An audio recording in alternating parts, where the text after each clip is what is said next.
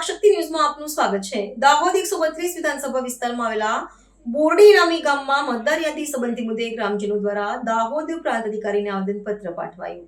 SIR પ્રક્રિયા દરમિયાન જીવિત હોવા છતાં અનેક મતદારોના નામ મતદાર યાદીમાંથી કમી કરવામાં આવ્યા હોવાના આક્ષેપોને લઈને બોરડી ગામના ગ્રામજનોમાં રોષ ફેલાયો છે।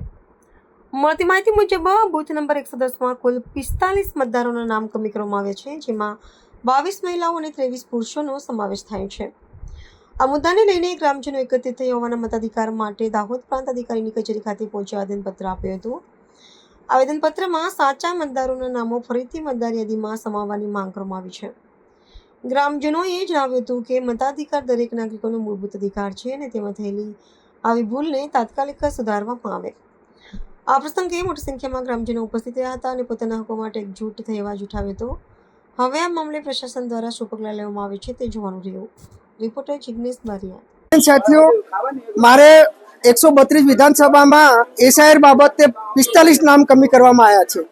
હવે એ બાબતે અમે વારંવાર રજૂ કરવા છતાં અહીંયા અધિકારીઓએ આજ સુધી અમારા નામનું અમને કોઈ પ્રિન્ટ આપી નથી, જેથી અમને છેલ્લે ગુરુવારે ધ્યાને આવતા અમે યાદી ચેક કરી, જેમાં હાલમાં પણ અમારા 45 મતદારો ડિલીટ કરેલા છે, જેથી અમે અમારી રજૂઆત, અમારો સાચો અધિકાર અને વોટનો અધિકાર અમારા નાગરિકોનો ન છીનવાય એ હેતુથી અમે પ્રાંત સાહેબને એક આવેદન રૂપી આપી અને અમે આજે અહીંયા પ્રાંત કચેરીમાં ઊભા છીએ।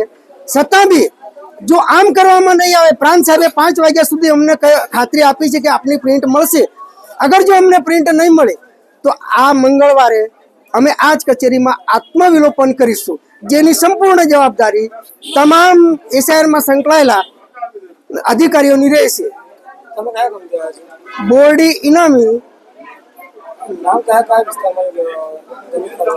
ફક્ત મારી 331 બૂથોમાંથી મને દાહોદ 132 માંથી મને એક જ ધ્યાને આવ્યું છે, 110 બૂથ નંબર બોરડી ઇનામી।